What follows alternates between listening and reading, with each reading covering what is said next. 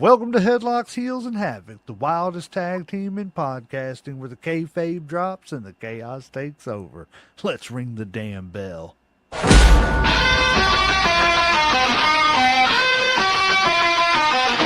Headlock fight, heels on the prowl, dropping elbows, hearing growl, feel the foul. No script here, just real, no bluff. Kayfabe crack, now the dirt gets rough. Headlocks, heels, havoc in the zone, stepping in the ring, chaos at your home. No filters, no mask, just raw pants on. Wrestling unscripted, we on the throne. Title bells, mic checks, crowd going crazy. Drop truth bombs, leaving lines feeling hazy. Beyond the kayfabe, past the charade, where legends are born and stories get made. Headlocks poppin', who's hitting the mat? Welcome to the havoc where the real talk's at. Tune in, step through, leave the fake at the door. Headlocks, heels, havoc, now hear the roar.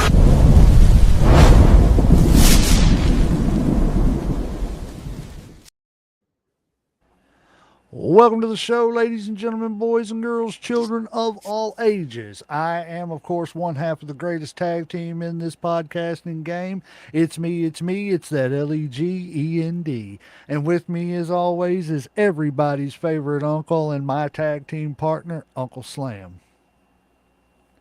What's up, family, and welcome to the People Podcast. Ladies and gentlemen, welcome to another action-packed edition of Headlocks, Heels, and Havoc Wrestling Unscripted. Tonight, the stakes get even higher as the greatest world heavyweight champion of all time tournament continues with two of the most influential promotions in wrestling history, Extreme Championship Wrestling and Total Nonstop Action Wrestling.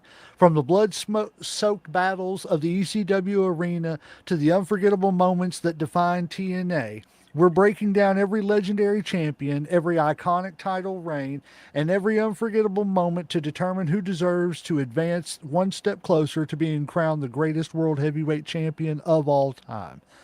To help us tackle this stacked brackets, we've assembled an outstanding panel of wrestling minds, and most of them are coming back. Joining us tonight is the bad guy, JD, president of Mayhem Media, whose passion for professional wrestling and fearless opinions always makes for must-see conversation. Hey, yo. Also with us for his first appearance on this show ever is the prediction specialist, Jacob the Wolfman from Mayhem Media, a man who never shies away from making bold picks and backing them up. Yeah, before we start, I just want to dedicate this episode to my cousin who just had her second stroke. She is in the urgent care right now. We will definitely, everybody keep your prayers up and thoughts and everything for Wolfman's aunt. And yeah, hopefully she pulls through and everything. It's my cousin, not my aunt. Oh, cousin. Sorry, cousin. But yeah, sorry to hear about it, man. It's terrible. It's just terrible. I hate to hear it. Let's see here. And well, actually, to be honest with you, the savior of wrestling, Chad Casey from, good Lord, I can't talk tonight. Chad Casey from Aftermath Pro Wrestling, whose deep knowledge of the sport and unique perspective always brings another level to the discussion. What's up, everybody? And of course, as pretty much a last minute addition, we brought the bald guy, Andrew from Popcorn and Whiskey, back. We always appreciate the face that runs the place. Thank you for being here, buddy. That's right. Thank you for having me here. I am Andrew, Popcorn and Whiskey. I am the face who runs the place. That's right. Let's get this show on the road, folks.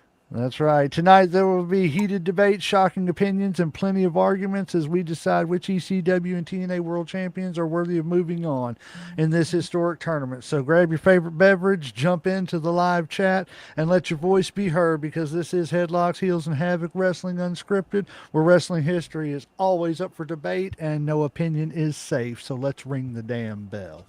And tonight, I'm handing the reins over to Uncle Slam. Uncle Slam is running the show tonight, so take it away, Uncle Slam. All right. I just want to thank everybody for joining us today. Don't forget to follow, share, and like Headlock, Heels, and Havoc. Today, we're going to be tackling ECW versus TNA. The first one we're going to start with is ECW. I'm going to start off right now for the first question. I'm going to ask everybody, what do you think uh, is your definition of a ECW champion? What defines them and what makes them different from any other champion? I'm going to start with the legend here since he's my Oh, co-host. wow. See, ECW is different for me because I didn't get to see a whole lot of ECW, and I'm not a big deathmatch fan. I'm not saying it's not an art. I'm not going to rag on anybody for it, but that kind of match, the hardcore stuff, the deathmatch stuff, it just never really interested me. I'm more of a traditional wrestling fan, like NWA type stuff. So to me, ECW is just like who can I guess, outgross the other person, and I don't mean at the box office. It's more of who can make the most extreme move and do it night in and night out. I guess is the best thing. I don't know. It's hard to describe ECW for me because I just wasn't a huge fan of it. All right, that's one perspective. I'm going to go with JD. Yeah, I'm actually with JMac on the hardcore part. I'm not really much on the bleeding constantly in the death match and some of the stuff that they put on, but um, I definitely think that they had their niche. You can't deny that there were Yes. people who enjoyed their product. So for me, an ECW champion, I think you have to have some of that hardcore. I think that has to be a necessity. I think that's going to be the major difference here with ECW compared to some of the other companies we're doing is that the hardcore element, I think, is more of a factor with ECW. Okay. I agree. Next, we'll go to Chad Casey. I'm the same. I'm the same as the other two. I'm there's a time and place for hardcore, in my opinion, and that's what made ECW like special. I still don't like it all the time, but it they had their audience. They still have their audience, but um, it's gonna be it's definitely gonna be different. Uh, Choosing versus like what we did the last time. Okay. And Andrew? I got to say that, just like the other guys, I was not in a position where I could watch a whole lot of ECW. And I do believe it was where I was living at the time did not have that station that they were on. So just through magazines, because they were at the very beginning of the internet. So a lot of dirt sheets weren't on the internet yet. And so I didn't have a whole lot of reference for them. But from everything that I gathered while they were live as a promotion, and also to this day, they have some of the most loyal fans, or had some of the most loyal fans in the history of professional wrestling. Yes. Absolutely. All right. You forgot Wolfman? Wolfman Slam. Oh, my bad. I'm sorry, sir. Wolfman, what about you, sir? Well, I think ECW was way better. Well, back then it was a tie between what was WWF, which is now WWE. But I think back then they were a pretty good tight knit group, but they still had their differences. But they still had their issues with the blood and the death matches, and it's like every night was blood, sweat, and somebody seriously got injured. Yeah. But I just got to say it was a whole lot better than what wrestling is now on TV. Okay. I do want to Do you, add too that that's one go ahead. thing you can't take away from the company of ECW is that they, like Andrew said, they did have a very loyal fan base, but they Mm-hmm. also were, like you said, they had their issues behind the scenes, but they were very loyal to each other in making that company work. Yep. Mm-hmm.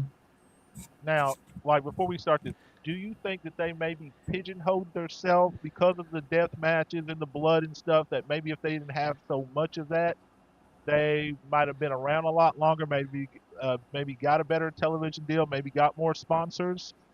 Quick answer to me, yes. No, JD, No. Wolfman. I believe so because I think they just jumped in without even looking before jumping in, if you know what I mean. Okay. The Savior. I think yes. I think it definitely altered their way of getting a better television deal for sure. All right, Andrew. What do you think? Yeah, I think it hurt them nationally for sponsorship. Locally in the Philadelphia area, I think they could have got whatever they wanted just for the loyal fan bases. I mean, they could have went to Joe's Auto Shop and got a sponsorship from Joe if they wanted to. I'm sure. See, that's everybody said yes. I was the only one to say no, and I want to say that I think if they lose that extreme, I don't think they keep the niche. I don't think they have the loyalty, the hardcore fan base that they have. That's why I don't think. That's why I say no, because I think their fan base is what kept them around as long as they were. That is true. They did have some of the most loyal fans out there, and I think there's, the ones that are still around are. I mean, obviously, when WWE brought back, the one night stand, it was a big success. One Night Stand was a So- success, but WWE's ECW run was a train trust me, wreck. Holy, that yes, was yes, it horrible. was. Yeah. Yes, it was. That one pay per view was good. The rest of it was trash. I Yeah. totally agree with you on that. Yeah. I definitely agree on that. All right, let's get this started off with the Sandman and Shane Douglas for our first match. Man. I'm going to start with the bad guy for this one. Really, man, that's I'll start it. Okay, it. Andrew, there let you go. Andrew, See, let give me Andrew time go to think. first on this one. You saved him there. Just because I don't know either one. I mean, I know of them. I cannot remember watching either one of them wrestle, but I also did know the Sandman when he came out. The place went berserk every time he came out, and I never heard that kind of reaction about Shane Douglas coming out. Maybe it was, I just never heard it. So based on what I've heard, I got to put the Sandman on this one. All right, we got one for Sandman. Savior. Looking at it as far as like the extreme factor, I got to give it to the Sandman. I want to give it to Shane Douglas because he had two major title reigns of one of almost 400 days, and it was like 385, and then the other one was 400 days. But I think just the extreme factor of it, you got to go with Sandman. I mean, he comes out, he bashes his head in with a beer can or the kendo stick, and he's already started the extreme without even getting in the ring. All right, that's two for the Sandman. Wolfman. I personally got to choose my man Shane Douglas Shane Douglas. because Okay. last year I got to actually meet Shane Douglas in person. Oh, cool. Yeah. He was the coolest guy ever. He even he teasingly flipped me the bird. He's like, he said that was enough for me.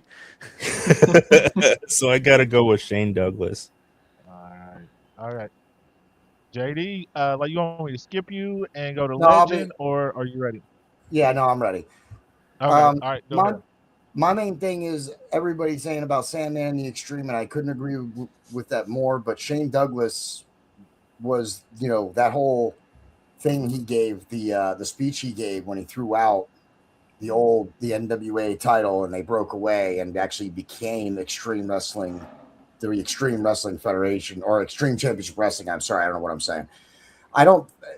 Man, that was so huge at the time. You know what I mean? And Shane Douglas being the first one to hold the belt and to have a long reign with it too. That's why I didn't want to answer right away, because man, this might be one of the hardest picks in the tournament. You're going with a guy who I was thinking helped the same thing, the honestly. formation. Yeah, you're talking about a guy who helped with the formation of ECW against Sandman, who could be argued as one of the faces of ECW. In the end, I'm gonna have to choose Sandman. I really want to choose Shane Douglas because of his speech and because of his title reigns. I really want that.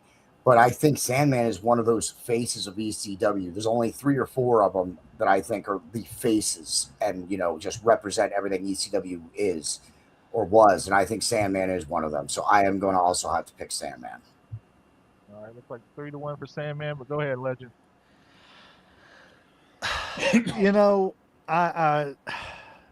I understand everybody's arguments for Sandman, but we're talking about the greatest heavyweight champion of all time. And I get that Sandman is a 5-time ECW champion. He is the all-time ECW champion. But at the end of the day, we're talking about professional wrestling, whether it be hardcore, whether it be, strong style, whether it be luchador, whatever. And Shane Douglas, for a time, was one of the best wrestlers in the world. I cannot say that ever about Sandman / Hack.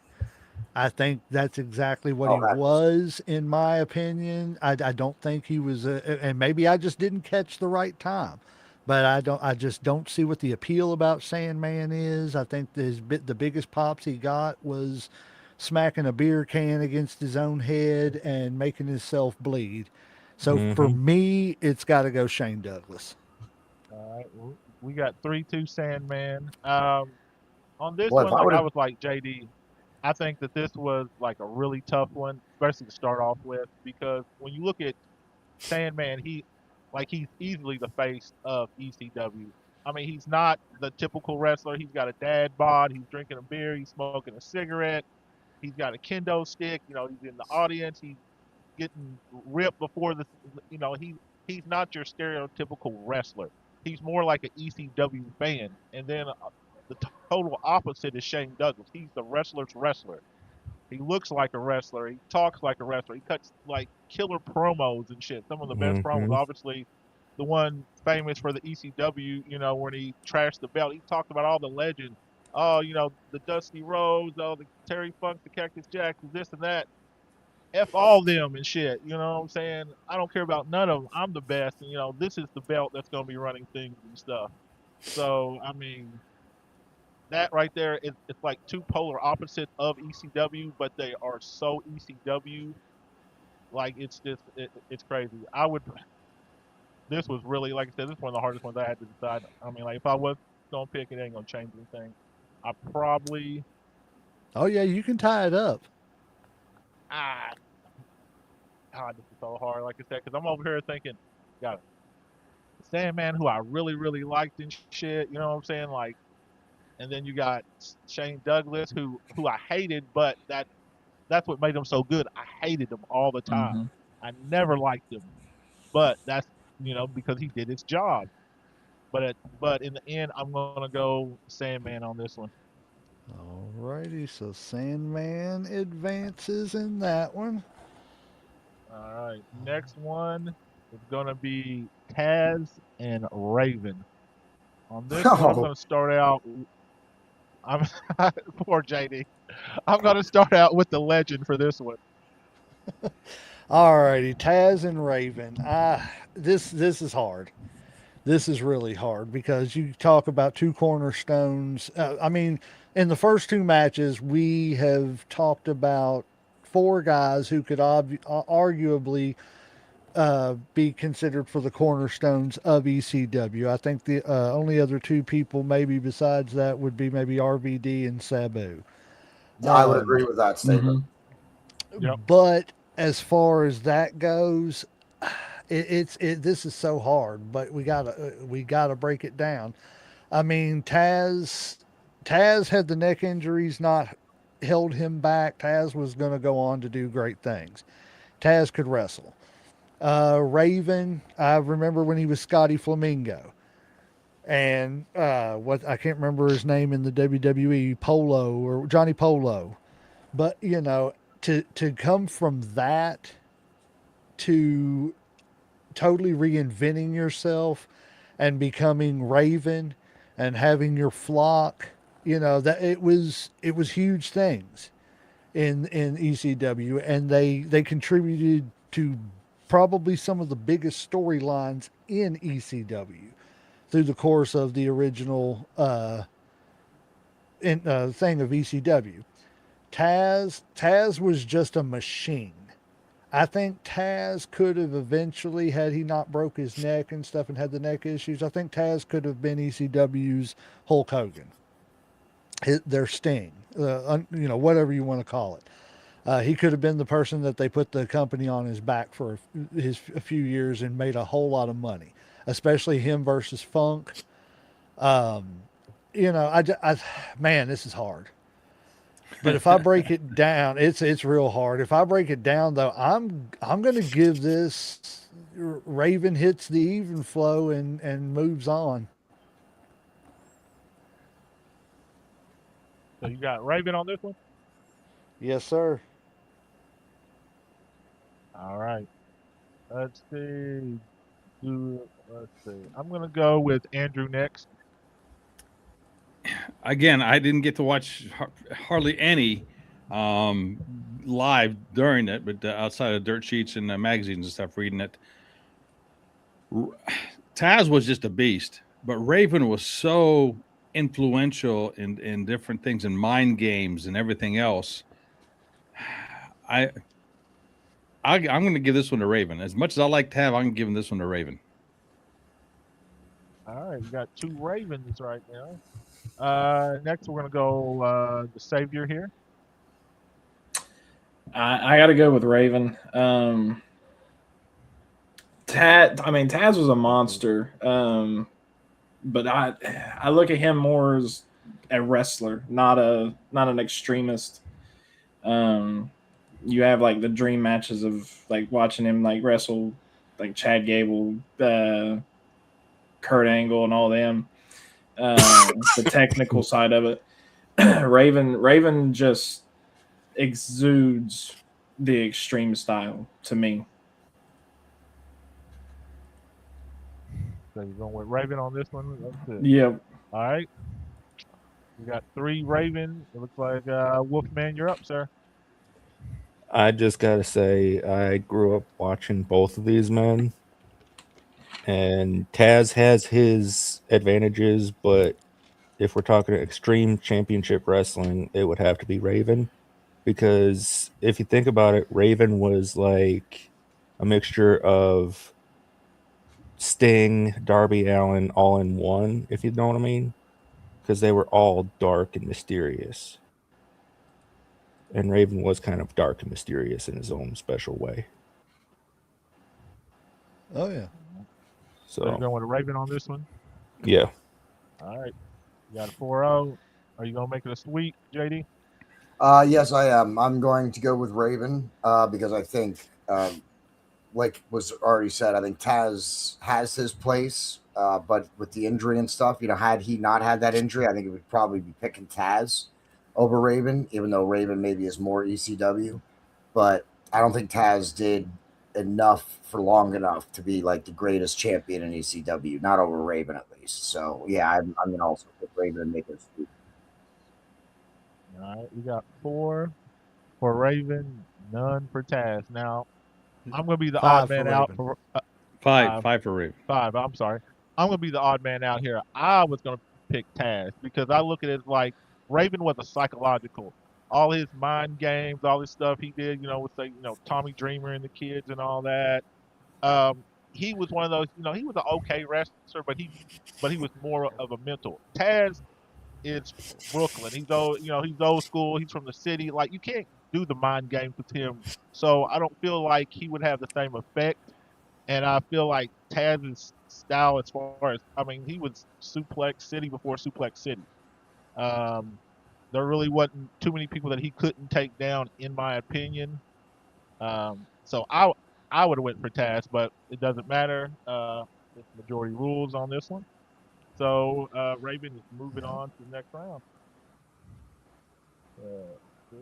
Yes, All sir. right, next one up, we got.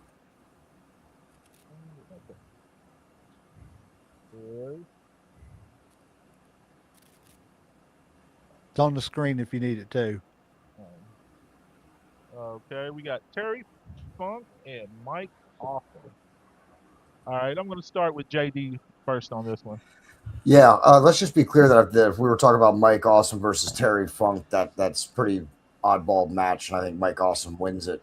Uh, I'm also going to pick Mike Awesome because I think even though he wasn't, I wouldn't pick him as one of the pillars or one of the faces, but he was ECW's big man for quite a while. So, and Terry Funk, yeah, he's extreme, he's done all that, but we're talking about greatest champions of all time, and I don't think Terry Funk was the greatest ECW champion of all time. I would think of Mike Awesome before I think of Terry Funk at ECW. So Mike Awesome. All right. Wolfman. No offense to Mike Awesome, but I've never heard of him. I've never seen any of his matches, but I have seen Terry Funk in matches, and I'm like, that dude is one crazy cowboy. But I gotta go with Terry Funk. All right, we got 1-1. All right, Savior. So I'm not familiar with Mike Awesome. So I did my research on both of them just to see their title reigns. Both of them's got 2, and they're almost identical.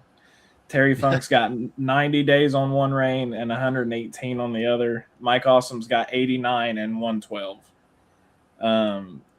I know Terry Funk more, so I gotta give him the edge on that. I've seen Mike Awesome's name here and there, but it's not something that I'm just like, oh yeah, I've seen his matches. Like, I gotta give this one to Terry. All right. Alrighty. Andrew, sir. Like the other guys, I've never seen Mike Awesome wrestle, but I do know the name. Then again, it's nothing against him. I just wasn't in a position at the time where I could watch ECW. Okay. When I think of Terry Funk, there's probably 3 or 4 other promotions I would think of him in before I didn't even know he was in ECW until this tonight. So, Neither did I. Yeah. So I can't phantom him being a champion for ECW, and I didn't even know he was in there. But I mean, think about 3 or 4 other promotions, absolutely. So that being said, I got to give it to Mike Awesome. All right, let's see. So it's tied up. Legend. Tied up. You know, I went into this with the same attitude that Andrew had about how, there were other promotions that I think of whenever I think of Terry Funk. But again, when I started doing research, I found out, did you know Terry Funk is only a one time NWA champion? And that's it. Other than ECW world titles, he never held another world championship. You could say that about Dusty Rhodes as well, too, couldn't you? Even in Well, no, Japan. he had 3. He had 3. Okay. Now, as far as Japan, I don't know if he held any like world titles in Japan. I know Terry Funk is very loved in Japan, Yeah, but that right there, IWGPA. yeah, that right there was enough to like surprise me because you always hear Ric Flair talk about the Funks, the Briscoes, Mm-hmm. this, that, and the other, and everything. And I've always heard the name Terry Funk. Whether it was, him and his brother at WrestleMania, one of the first WrestleManias, whether it was him and Flair at Starrcade, and that great feud that they had. I always thought Funk was at least a 2 or 3 time world champion, but he's not. I mean, as far as other promotions, he's had more ECW championships than he's had others. But Mike Awesome, I think, was going to be the future of ECW had it stayed and had he stayed. He left and went to what WCW. is it? WCW, yeah, towards the end of WCW's days when they were trying to save everything. I've always heard how Mike Awesome was going to be the future of the business. So for me, I'm going to give this one to Mike Awesome.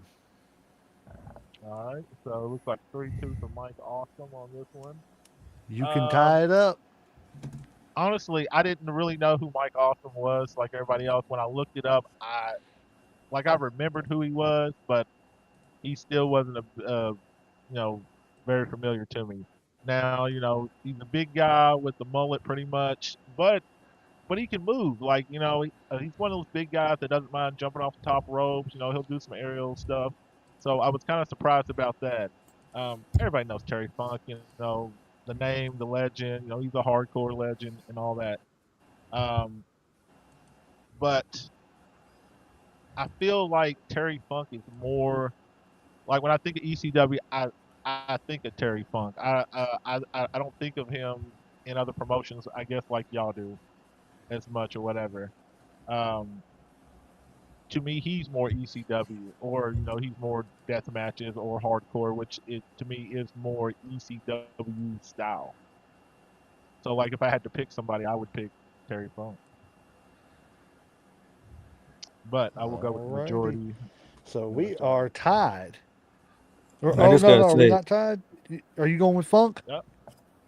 Yeah, I'm going Funk. You did go with Funk? Okay, so we are tied. So we do have to spin the wheel on this one, guys. Spin Before we go go ahead. anywhere else, What you I were just wanting to gotta say, say, Jacob? Spin the wheel. I just want to say, rest I in know peace it. to Terry Funk. Yeah, I was gonna say, Yes. he passed away, didn't he? But- Yeah. He did. Yep, he's in the main event in the Alrighty, sky. All right, we got Funk versus Awesome right here, the third wheel. I'm going to spin it. Here we go, fellas. This is who wins. Look at you with all this technology. Terry Funk it is. Oh, no, no, it it's ain't. It's not. on Mike Awesome. Oh, Mike Awesome won. So Alright. Mike Awesome Wow. advanced. Wow. Yeah. oh man, that's good stuff.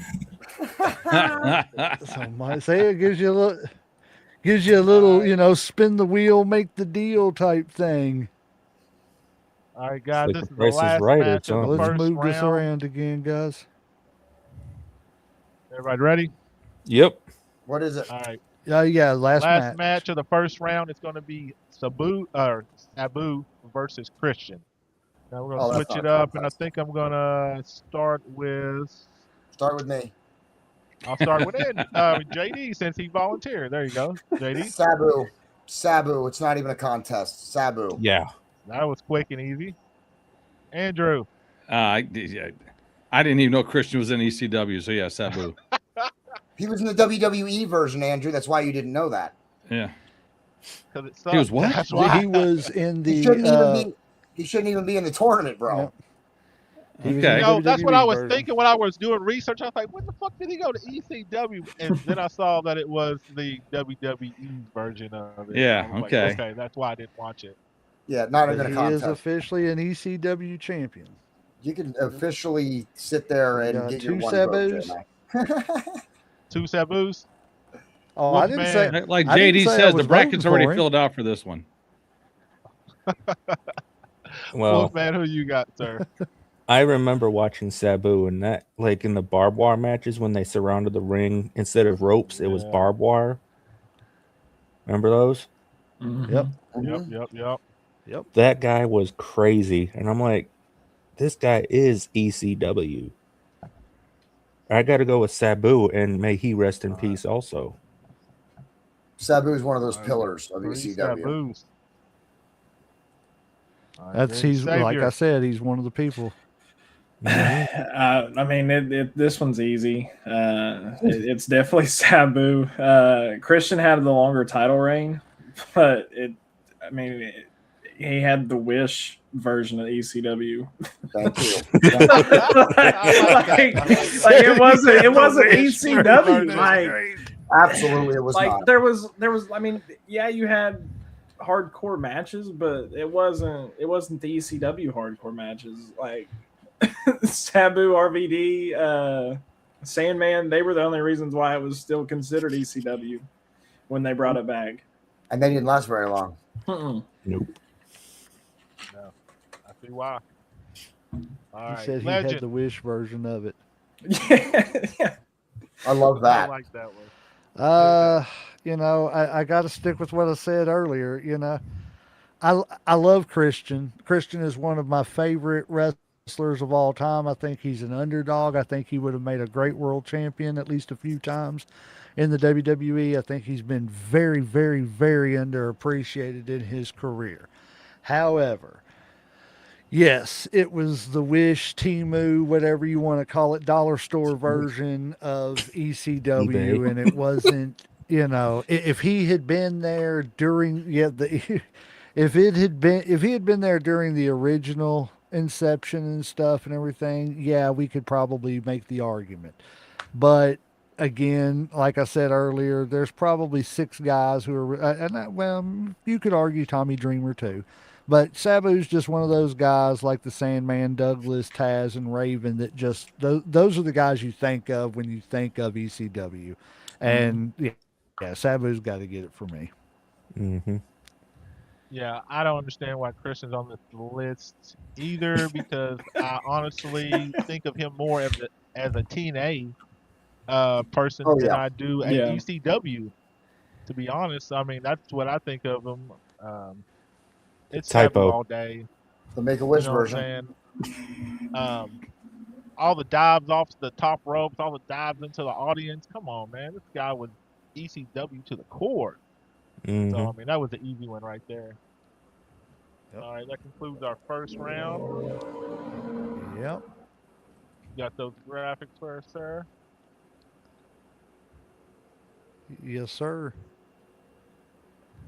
Sandman and Raven, Mike Osman, Sabu. All Good right. matchups. First one, we're going to go with Sandman versus the Raven. I'm going to go with the legend here. Sandman versus Raven. Well, like I said, I've never seen what was so great about the Raven, or not Raven, Sandman. I don't know. It never made me excited to see him smashing a beer can. We talking about Timu ECW? Well, that's Timu Stone Cold right there. So, and when they gave him a stick. So, at the end of the day, for me, it's Raven all day long. You got Wolfman choking to death over there, J-Mac. I mean, I'm just saying, Timu Stone Cold with the stick does not win. Oh, God. So you got, what, the Raven for this, I'm assuming? Yes, sir. All right, one for Raven. Quote the Savior. Raven, nevermore. I gotta go with the Raven. I'm kind of the same way with J Mac. like Sandman's really only claim for me wise is he come out with a stick and a beer can. And a cigarette. Don't forget the cigarette. Yeah, Yeah, you can't forget the cigarette. I'm smart. Oh, come I'm a on, wrestler. J-Mac. If you're gonna do it for real, buddy. Come on, let's see it. We need you to drink the water and spit it out, too. I Yeah, like This is, the I Raven don't Raven get it. just is better in my opinion. I look at him as just a better wrestler, even with the extreme wrestling. Like I have him like 3 or 4 bars higher. All right. That's fair. Let's see. Wolfman, you all right? Yeah, I'm good. All right. Who do you got, sir? I gotta go with Raven because I was not a fan of Sandman. I don't know what it was with him, but Sandman just looked like he had a bad attitude inside the ring and outside the ring, and he's just like, he don't give a shit what you think. He probably treated the fans like crap. That's not what you do in a company.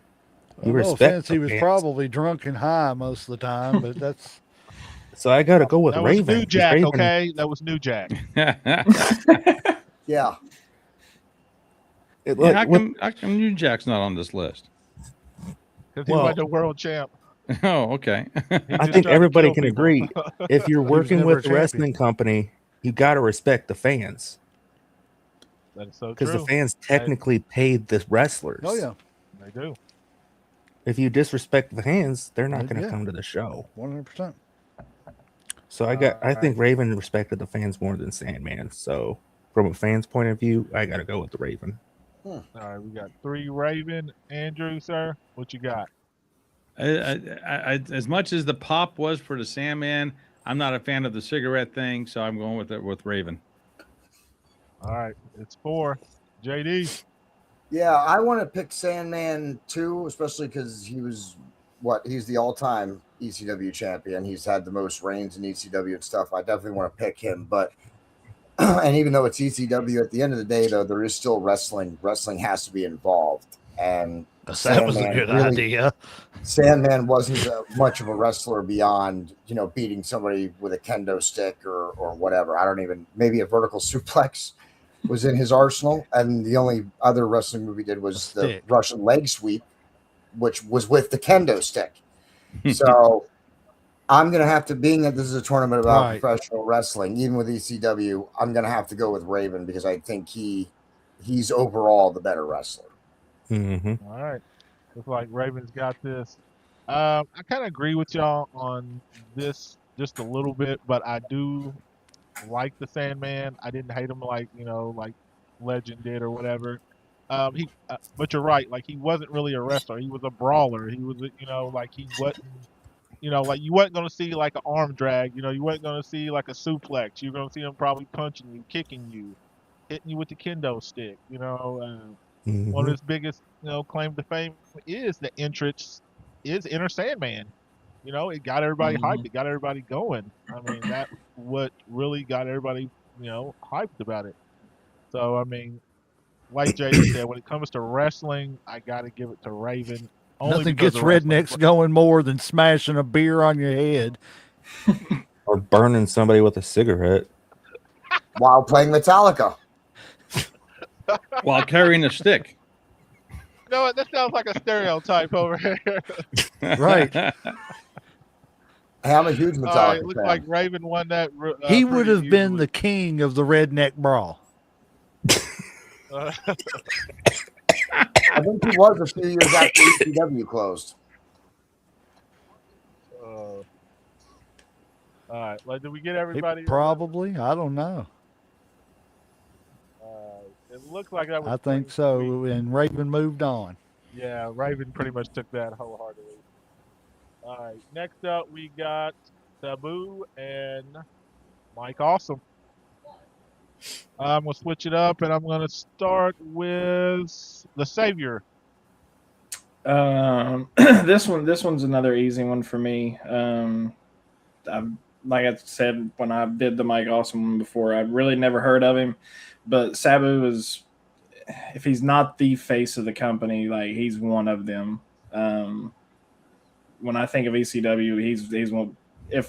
Probably for me, he's probably the first name that I come to. So he takes it easily. All right, let's see. Legend.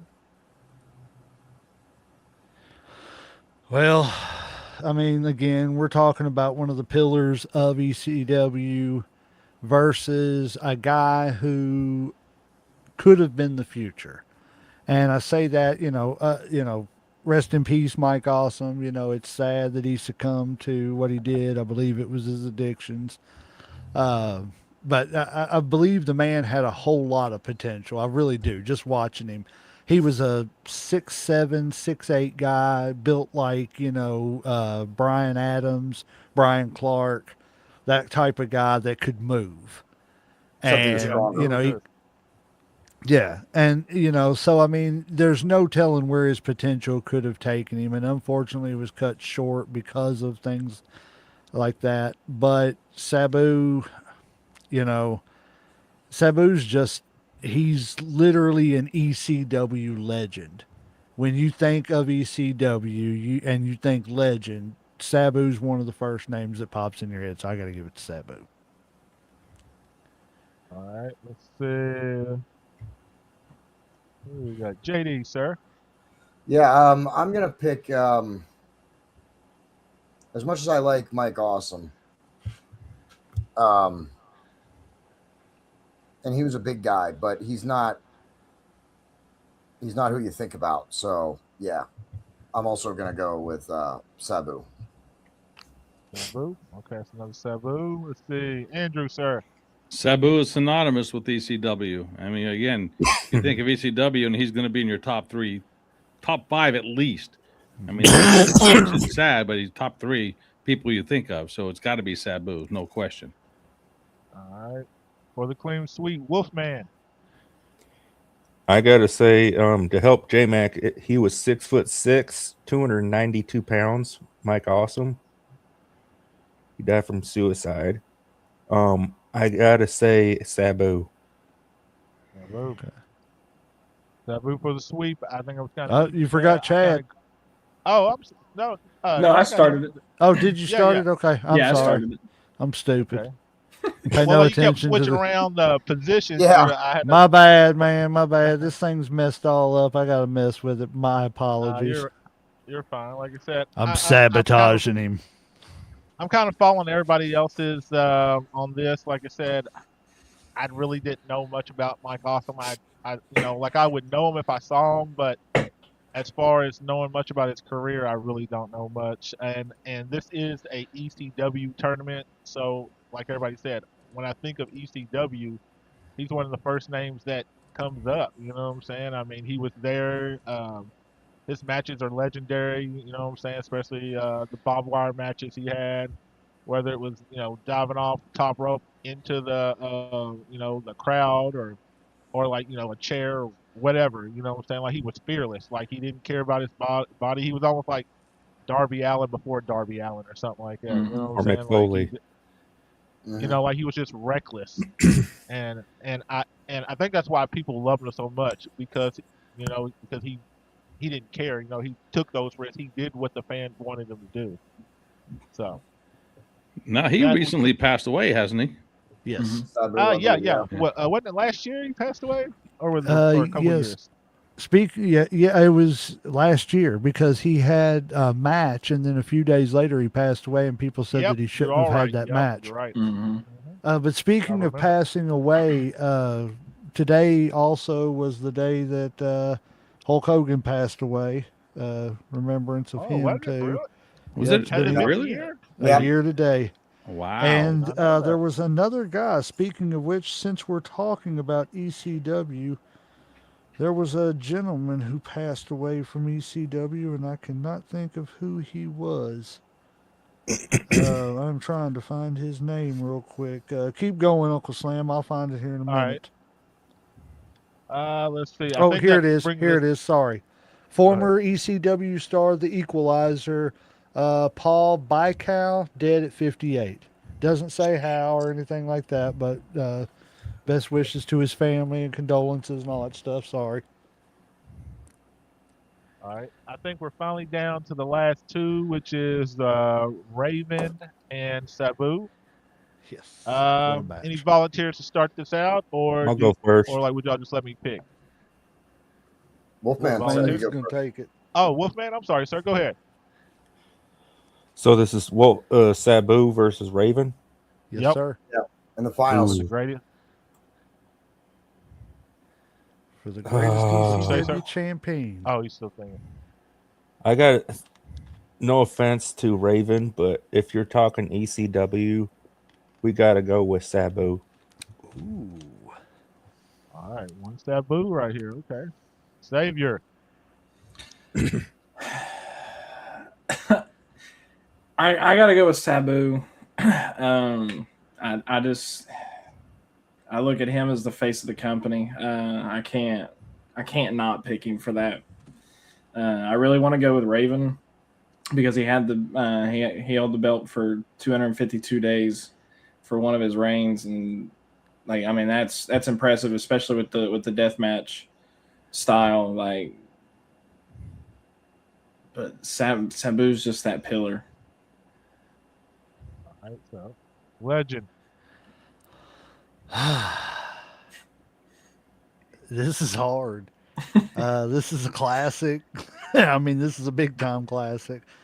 But I got to go because you have to have more than just going out there and hitting somebody in the head with a kendo stick, Sandman, and a trash can or whatever else. Dude, Sandman is not in this bracket. Okay, we're done with Sandman.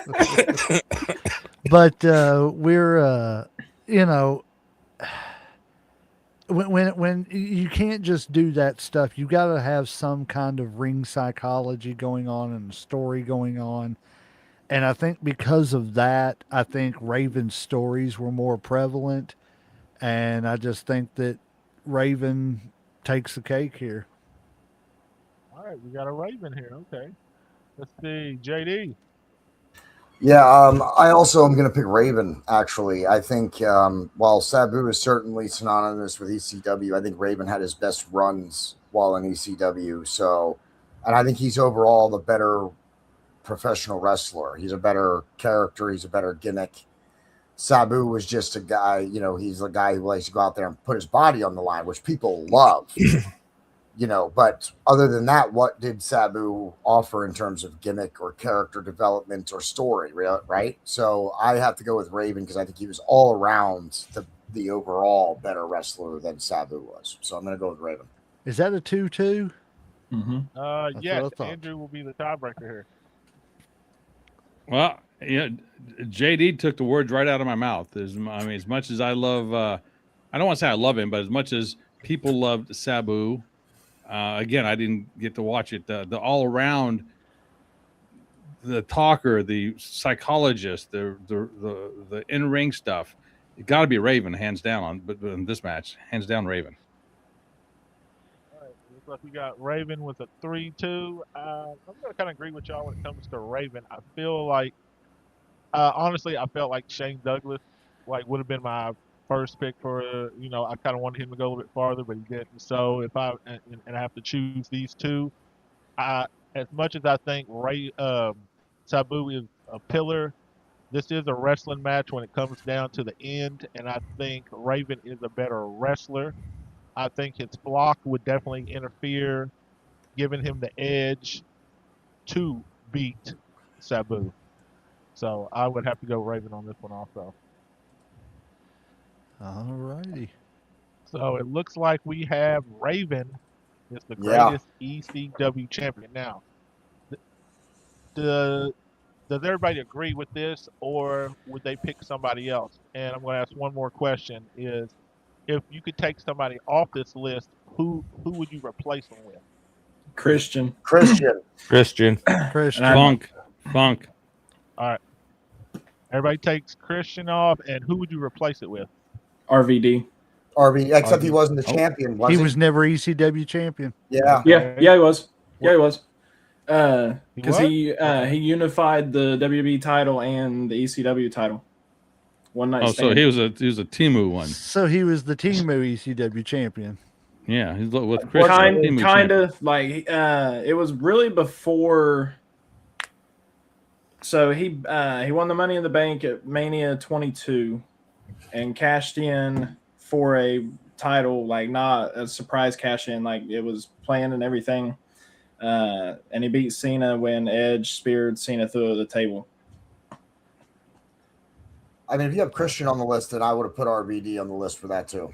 I would have put RVD over Christian just because RVD was at least an alumni of ECW. So what I looked up didn't list RVD as a world champion, and I believe WWE does not recognize him as a champion. I believe you on that. Yeah, I think he was a one-time champion, and they probably didn't even count it because of the unification. They may not Could have. be. Who you got, Legend? Are you changing anything? You keeping it the same? I would take Christian off. The only reason I added Christian was because I had to stick to the legitimacy of the rules. By ECW standards, it was ECW. It was a world champion. As far as who I would put in his place, I don't know. I mean, if RVD was a world champion, everything, I could definitely argue that because again, he's a pillar. The only other person that I could maybe think of, even though he didn't have very long title reigns or anything, would be Tommy Dreamer. Yeah, I was going to say Tommy Dreamer, maybe a Cactus Jack or anybody. No. Somebody like that. I'd definitely put Tommy Dreamer on the list. Yeah, Dreamer, absolutely. He's another one you think of when you think of WCW. Mm-hmm. I mean, See, that's what I was going to say too. Yeah, I definitely think of Tommy Dreamer as being an ECW to the core. Yes, sir. All right. Well, that concludes the first one. Now we're going to switch over to the TNA. All righty. see. First match on the list, and you made these hard, Legend. I ain't gonna lie, this first one is kind of tough. We got Kurt Angle and Bobby Lashley as the greatest TNA World Title Champion. That's easy. Let's see. Since you made this, I'm gonna go with the Legend to start this off. I don't think this is as hard as anybody would think because I'm just going to be honest with you, and I'm going to go ahead and make my prediction that Kurt Angle is the greatest TNA World Heavyweight Champion of all time. Oh, that's a bold statement there, sir. Oh, it's First true. round, and you're Bring the calling visual it. back up. Bring the visual back up. He is the cornerstone of championships when you think of EC or a TNA. I don't think of when I think of. I think he makes it to the finals, but I don't think he wins it. I do. I don't see anybody on there, even AJ Styles. AJ Styles has shot right now, y'all. AJ Styles has less title reigns, and The less Legend has the bracket meaningful. filled out already. And no, I don't. I promise I don't. But yeah, I'm going Angle on this one, and I don't even think it's a debate. Okay, Savior. Can you say? Yeah, I'm going with Angle on this one. I don't think he wins the TNA bracket. There's two names on there that pique my interest a little bit more than Kurt, but for this one for sure. If Kurt doesn't come to TNA, there is no TNA. That's it. I think it dies shortly after he would have come if he never jumped ship. It was him coming that allowed them to name it their own world title instead of using the NWA title anymore. Mm-hmm. Oh, really? Okay. I didn't know that. Like Bobby's reigns were good. Like he put on some classic matches with Bobby Roode. He had a great match with Jeff Hardy, but Kurt's easily takes this one for me. All right, we got two Kurts here. Wolfman. I was never really a Bobby Lashley fan, but I do want to give him a shout out to serving our country in the United States Army. Thank you for serving our country, and thank you for keeping us safe. But he's not picking you. But I'm not picking Bobby Lashley. No offense. Get out of reference and pick up a wrestling and pick up a gun, buddy, because you ain't winning this. Thank you for your service. I'm not picking you. Yeah, you're better with a gun than you were in the ring, but anyway, I gotta go with the greatest TNA champion, Kurt Angle. That's a smart man right there. And I personally got to meet Kurt Angle and got to see him fight. Oh, that's why you're picking him.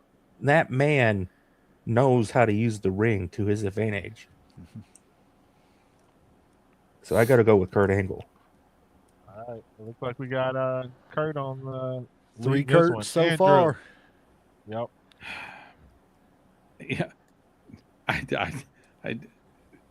It's another promotion that I hardly watch because, again, I don't know if I ever was in a position where I had the TV to watch them. So that being said, I didn't know Bobby Lashley was part of TNA. So I got to go with Kurt Angle. Okay. Kurt Angle by default. Yep. JD? Yeah, I'm going to also pick Kurt Angle against Bobby Lashley. I mean, I don't think that's really much of a contest between those two. Kurt Angle's not winning it, but he's definitely going to beat Bobby Lashley in this tournament for sure. Oh, he's beating everybody. Mm-hmm. Right, Top 5 greatest wrestler of all time. Look like it's Kurt Angle with the win over here. And he said it don't matter what I say. Oh, yeah. I mean, not really. I mean, don't get me wrong. I was going to pick Kurt anyway. Like I said, I mean, just look at it, kind of like what y'all said. You know, like when he came out, you know, versus what's his name, like Samoa Joe.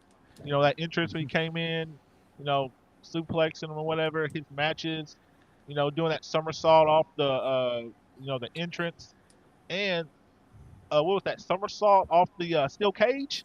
Mm-hmm. Insane. Like, I don't know if he even hit it, but I know he got part of him and shit because it looked like he maybe just hit him with his head. I don't know if he even hit him with the body, but just to have the balls to get up there and do a somersault off the top of a cage, to me, that right there just says it all right there. So yeah, Kurt Angle. There's a bracket for you in the future. The most underrated wrestlers around. Right? I agree. Yeah. Let's see. Okay, next we got. Let's see. Aries versus what's his name? Brody. Oh, Bobby So, Rhodes. Bobby Roode. Bobby Roode. Sorry, wrong wrong one. bracket. Roode. Wrong bracket. Bobby Roode. Bobby Roode versus. Yes. Robert Roode in the WWE, which is stupid. They should let him just be Bobby Roode. All right. I'm gonna go with. I'm gonna start off with Andrew for one. Well, since I don't know who this Aries person is, I'm going with Rude. That makes it easy, don't it? Yeah, real easy. Yeah. I don't know who this Aries guy is. All right. Let's see. Wolfman. Austin Aries. Austin Aries. All right. We got 1-1 here. Savior. Bobby Roode. When I think Austin Aries, I think Ring of Honor. He had a really good run in TNA. I like Austin Aries. No selling to John Morrison or whatever he was going by in TNA when he beat him for the title. He hits the finish and then gets the 3 count. Austin Aries stands up and goes off on the crowd and goes off on Johnny. Like that, you just don't do that. So that gave me a sour taste for him. But Bobby Roode is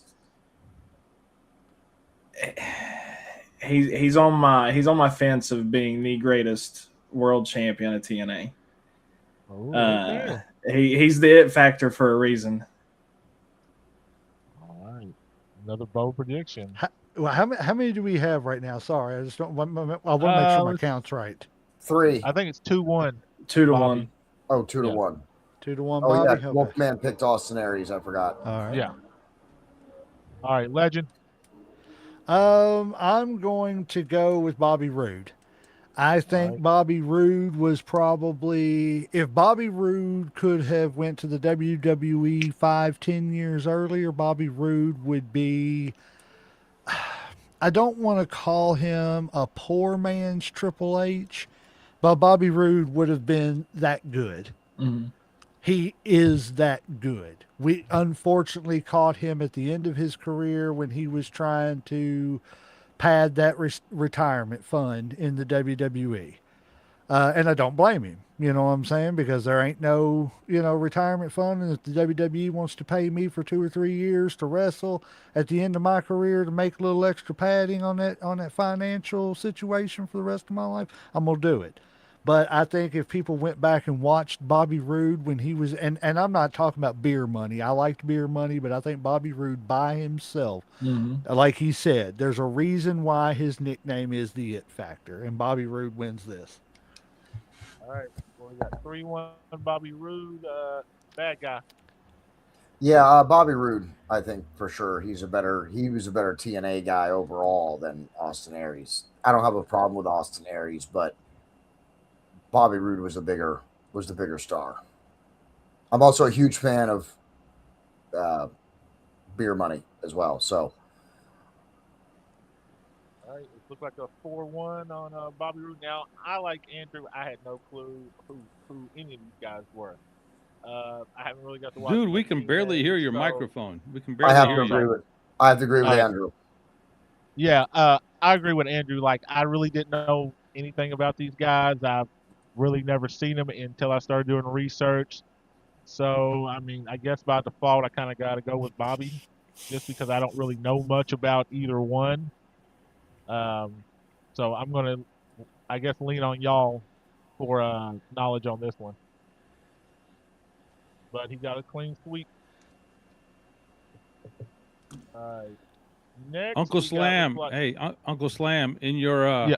in your settings, go under audio and click on automatically adjust mic volume. Maybe you have that clicked off for some reason. Okay. On where now? You said. Go to settings. The little cogwheel on the bottom. Go to audio. Go what? Audio. And then the very last option is automatically adjust mic volume. Let's see. Display, shift video, audio, avatar, automatic ads presenter. It doesn't look like I have an option for that. Okay, well, don't worry about it. Don't worry about it. Go on with the show. Yeah, we'll fix it. We'll fix it after the show or something. Yeah. Yeah, I'm gonna have to play with this mic. Like I said, because it's been fine all week, or it's been fine last week, and then this week when I got on, it was like really low for some reason. Like I don't know if somebody's messed with my settings or if one of my kids got a hold of it or something. Yeah, your gain is you have to up the gain on it. Yeah. Yeah. All right. Let's see. Our next one is going to be Jeff Hardy versus Alexander. Josh Alexander, I believe is his Josh first Alexander. name. Josh Alexander. And I've never heard of Josh Alexander. So this is going to be interesting too. All right. I'm going to go with JD to start this off. I'm going to. Can you bring it up one more time, JMac, or whichever one of you is doing the visuals? We got. Yeah, I'm gonna pick Josh Alexander. I think he's the better wrestler. Also, Jeff Hardy holds my record for the worst or second. He's second in the worst wrestling matches of all time with him and Sting when he came to the ring all messed up and could not perform. So I think that was a huge black eye for Jeff Hardy's TNA career, especially his singles career. So I'm gonna pick Josh. I'm gonna pick Josh Alexander on this one. All right, we got Josh. One for Josh. Legend. You know, I gotta utter his sentiments. You know, I was never a huge Jeff Hardy fan. I was never a huge Hardy Boys fan. I liked them, but I didn't think they wouldn't register in my top 10 tag teams of all time. And Jeff Hardy, even before the TNA incident, wouldn't register in my top 25 greatest wrestlers of all time. Probably even top 50. And it's nothing against them. You know, some people like them, some people don't. But the TNA incident totally turned me off of him. And just knowing people who do this for a living or do it, you know, part-time, whatever, I see now how much more he disrespected the business, disrespected his opponent, and everybody who went into putting that production of that match together. And for him to be that irresponsible just makes him a target. And I just don't think that you can. I don't think you can shy away from it, and it has to be a factor in any decision. So I got to give it to Josh Alexander, even though I've never seen one match. I've never heard anything bad about him, and I've never heard that he ever did anything like that. So yeah, no, Josh Alexander, he's in AEW, and he's very good. He's very much like he wears the headpiece gear, like I know exactly who you're talking about now.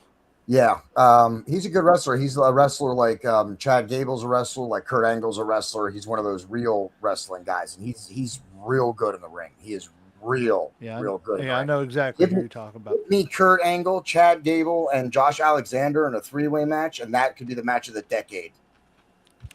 Oh, yeah.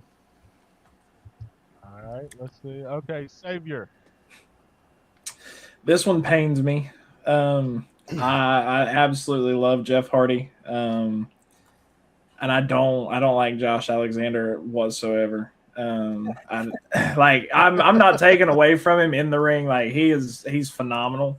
I just don't see the pop with him. Like yeah. I've seen so many fans of his, and I'm just like I don't see it.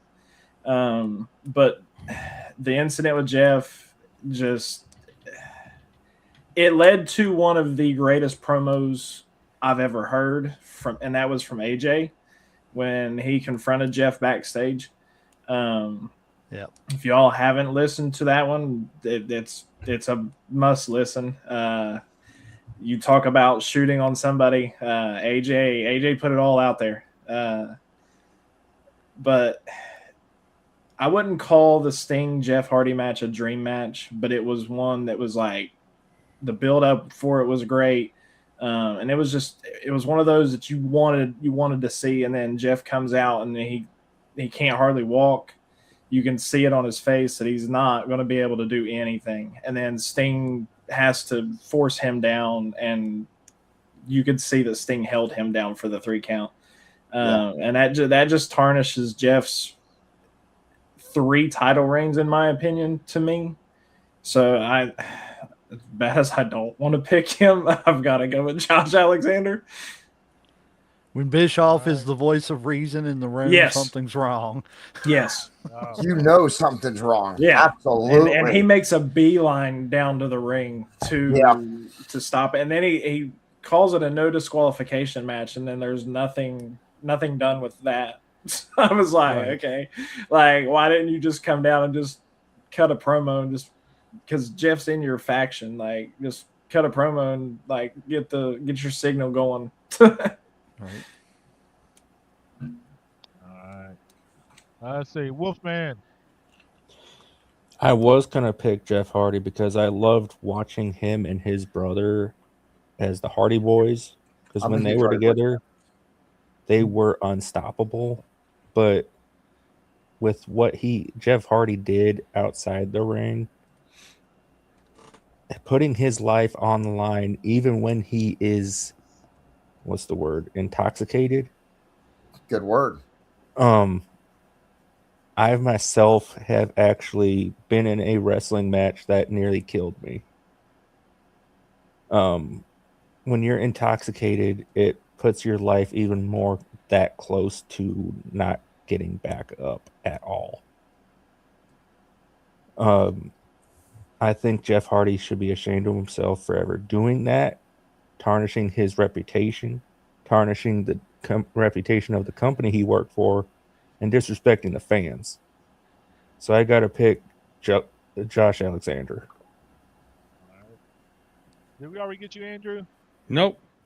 All right. This will be How about easy. you, Just sir? for every time I see Jeff Hardy at this point, I think of that match with Sting, and I wasn't even a fan of. Not a fan. I did not watch TNA, but for whatever reason, I found videos, replays of it, and I was like, "You got to be kidding me!" So even to this day, every time I see him, I think of that, and so I don't even know who Josh Alexander is, but I'm picking Josh Alexander. All right. So it's a clean sweep here. So, like, do you think if he hadn't let outside things like interfere, that it would have been Jeff Hardy over Josh Alexander? I think that if he wouldn't have even forget his personal demons, all wrestlers have demons. Yes. The problem was when he came to the ring, that messed up. Yep. He should Exactly. he should have never been through the curtains. Even He shouldn't have been in the building. Forget that TNA should have never let him through the curtains, but Oh, he yeah. himself should have realized what kind of shape he was in and never ever went out there. He should have went to somebody and said, "I can't perform. Someone's going to get hurt." Worst So, thing about I think- addiction, you don't know your own limits. And yes, I would have picked Jeff Hardy had that incident not happened. Had Okay. he just Yeah. even not come See, out like, and that's they what just I was figured wondering, it 'cause out, had, yeah, I would have. I think I remember Xavier Sting would've said on an the same interview thing, too. talking about that, and Sting Yeah. said the same thing, that when he was backstage, he saw in his eyes or something like that that he Mhm. wasn't going to be right, or maybe when he got up to the ring, I don't know how it worked, but whatever it was, when Sting said when he first saw him, he says he knew right away. He said it wasn't going to happen. Said it pissed him off. Yep. Yeah.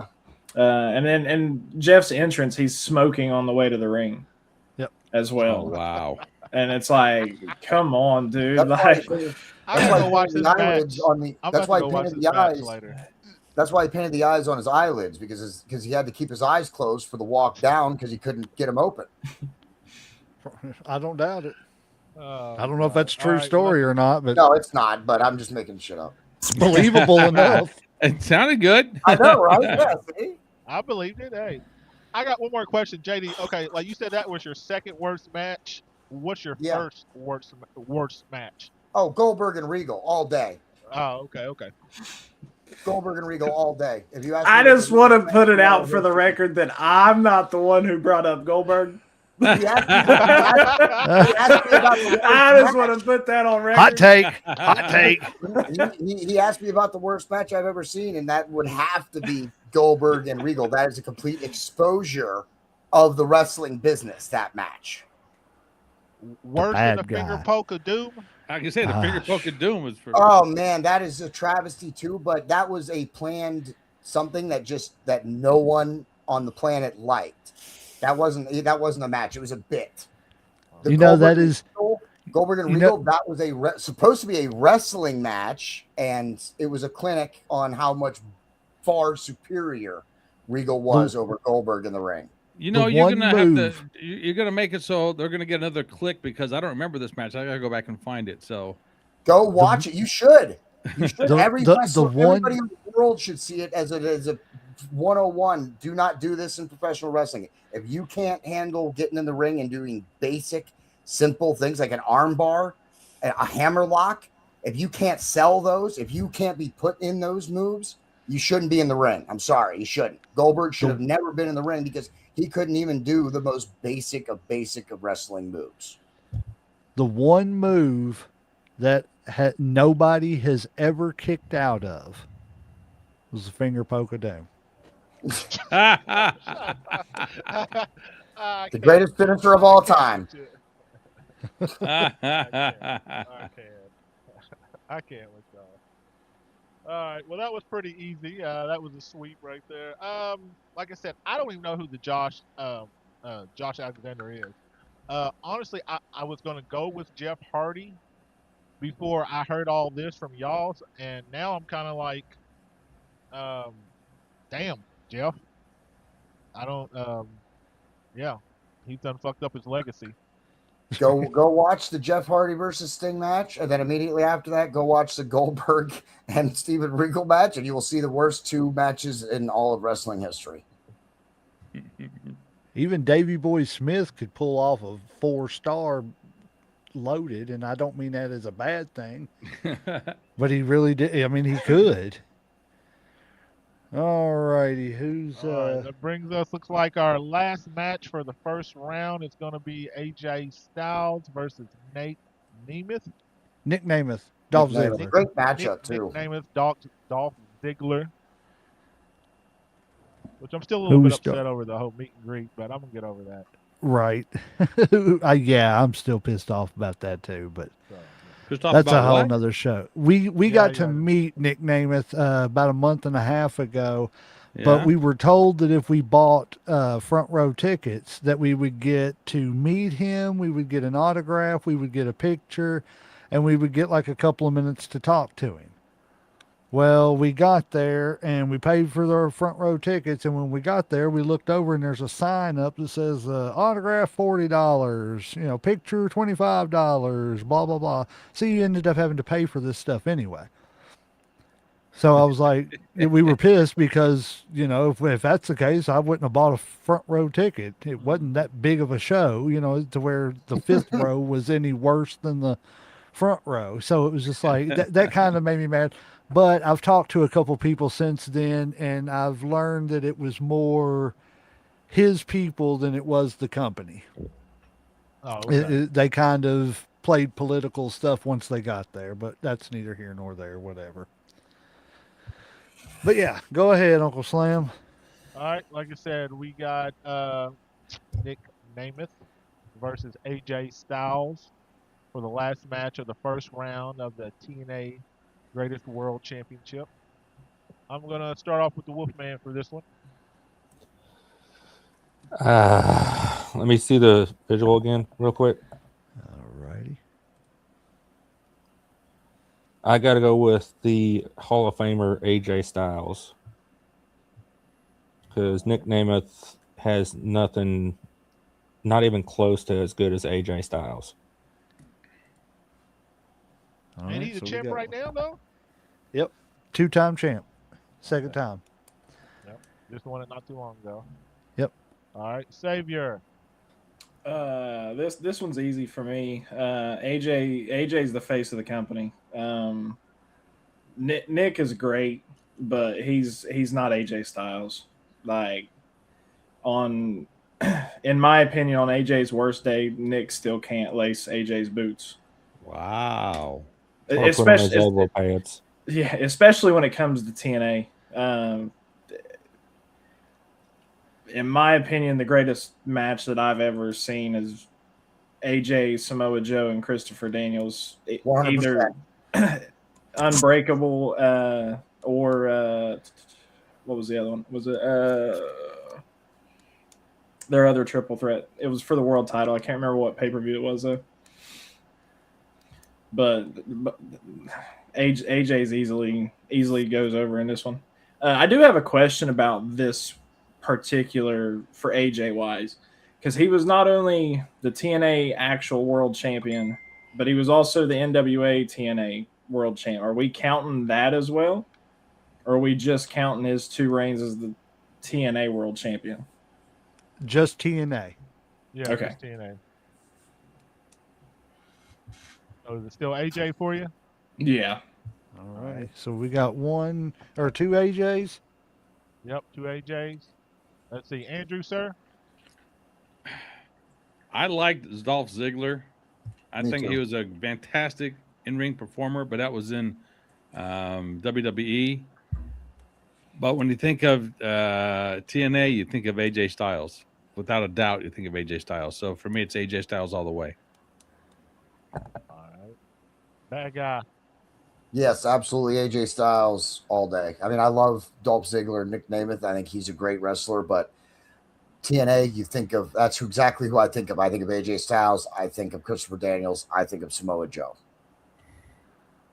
All right. Like, did I already get you, Legend? No, sir. Did you get Wolfman already? Yeah. You started with Okay. Wolfman. Okay. Yeah, I started with Wolfman. I was pretty sure. I just wasn't 100% sure. You know, in another world, it would be, I could argue Nick Namath. I put AJ Styles up there with the Shawn Michaels of the world. As a matter of fact, I think he was kind of the modern day Shawn Michaels that didn't have to rip off every move that Shawn Michaels done. I don't mean that as a bad thing towards Nick Namath, but you know he basically was Timu Shawn Michaels in the WWE. I'm not saying that he hasn't. I With a wouldn't little go bit of that Billy far. Gunn. With a little bit of Billy Gunn mixed in. With a little bit of Billy Gunn mixed in. I 100% agree. I agree with that, J-Mac. But like I said, in another world, in another time, and in another company, I think if you put these, if you're arguing WWE runs, you could definitely have the argument that Nick could beat AJ. But I think when you're talking TNA, AJ is unfortunately, I don't want to steal your phrase, Andrew, but he was the face that ran the place. And that's just, yeah, AJ Styles it is. I use proper English. I said I'm the face who runs the place, not the face that runs the place. So there you go. Yeah, get it straight, Legend. I'm gonna have to probably agree with everybody on this. I feel like when I think of TNA, which like that, I don't know much about TNA, but from what I've seen, I think of AJ Styles and I think of Kurt Angle. Those are the first 2 names that pop into my head. I like Dolph Ziggler or Nick Namath, whatever you want to call him. I got the pleasure to watch him perform. He's a hell of a worker. He definitely gives you your money's worth. But we're talking TNA, and when it comes to TNA, there's only one other person that I think of that comes to mind, and it's Kurt Angle. So it's got to be AJ Styles on this one. I think that was pretty much a sweep on that one. And that brings us to round 2 with the matchup of Kurt Angle versus Bobby Roode versus Josh Alexander versus AJ Styles. The top bracket's probably the matchup of this tournament. Yeah, I think I Angle know how and this is Roode. going to go, but I'm curious how everybody's going to pick. All right. Would anybody want to start this out, or would y'all like me to decide for this? You pick. All right. I'm going to go with the legend here since he made the tournament. All I'm going to say Let's see that is bracket again. I love Bobby Roode. I really do. I love Bobby Roode. Is the wrong one. Yep. He is the it factor. Bobby Roode's great. But at the end of the day, his name is Kurt Angle. What the heck? He won a gold medal with a broken freaking neck. Kurt Angle. all Oh, day it's long. true. It's It's damn, damn true. true. Love it. Angle Love it. all day. Angle. All right. Xavier. Bobby Roode. Bobby Roode. Bobby for me. In all honesty, if it's not AJ Styles being the greatest, in my opinion, it's Bobby Roode for TNA. It's honestly a shame that he was only a 2-time champion. He should have been the John Cena for TNA. Other than AJ, and even then, AJ was a 2-time champion as far as like TNA World Champions go. Bobby's amazing, whether it's promos, in ring, whatever. And he, until Josh Alexander broke it, he had the longest title reign for TNA. Kurt couldn't get to 200 days. Bobby did that easily. Yeah, so I got to go with Bobby here. Okay, we Bobby got Roode. 1-1. All right, let's see. We'll go Wolfman on this one, sir. I gotta go with my man JMac, the one and only Kurt frickin' Angle. You're fired. Nice try. See, that's how loyal he is. I can't fire him even if I wanted to. We got an opening. No, I'm just joking. I accept. Hey, Wolfman, just remember, buddy, you're desired by all now, man. Well, I gotta tell you guys, I'm spoken for. Right? Sorry. All right, looks like I got 2 Kurts and 1 Bobby here. Andrew. Kurt Angle. He Kurt. said plain and simple. That's it. Kurt Angle. Kurt. All right, JD. Bobby Roode. All right. We got 3-2.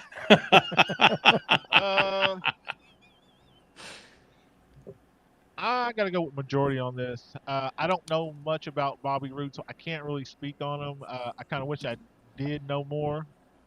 But to me, like I said, like when I think of TNA, I think of Kurt. I think of AJ Styles. I know he's had a lot of big moments. I feel like TNA wouldn't even be where they were if Kurt didn't join them. I don't think they would be successful. I don't know if they would still be on the air, honestly. No, I don't want to go that far. I just don't think that they would be, because I feel like they're number 2 behind. Well, I felt like they were number 2 behind WWE. Now I think they've kind of slid, and now it's more WWE, AEW, and then TNA. But if there's no Kurt, I don't think that they even survive. So I'm a Kurt on this one. Next, we got AJ versus Josh Alexander. And I'm going to go with the Savior to start us off today. Easily AJ Styles. No thought involved. He said AJ. No, yeah, not even a chance. If there's a 10-tier ladder, AJ's at 10, Josh is at 1. It's not even part of the rungs. Yeah, but no, definitely not. He's the mat All that right, stands man, up. what do you think? You kind of give us opinion already. I gotta go with AJ Styles, and I know how exactly he would finish it with the How's he gonna Styles do it? Clash. There you go. All right, Legend. I mean, I don't think this is hard at all. Again, I know very little of Josh Alexander. I'm sure he's a fine wrestler, but AJ Styles was TNA's generational talent. I mean, he was the homegrown guy that WCW let go. They just it was I can't even remember the stupid name WCW had him with and everything, but it was terrible. But I mean, AJ went to TNA. He was part of the team, the roster that made TNA what it was with Jeff Jarrett. They brought Kurt Angle in, Samoa Joe, Christopher Daniels. That core group and everything. I'm sure there's more too. Bobby Roode and James Storm. But that group right there is what I think of when I think of TNA, and AJ Styles is probably the ambassador of that after someone else. And we'll discuss that in a minute. So it's AJ Styles for this match. Andrew. AJ Styles, no question, without question, without question, AJ Styles all the way. All right. Bad guy. AJ Styles. AJ Styles. It looks like it's going to be a clean sweep on this one. I don't think no real surprise on this one, honestly. I don't know the other guys, so it just makes it 10 times easier. And I feel like AJ Styles is Mr. TNA. Kind of like the legend said, he's homegrown. He got his start there, became a superstar there, won plenty of titles.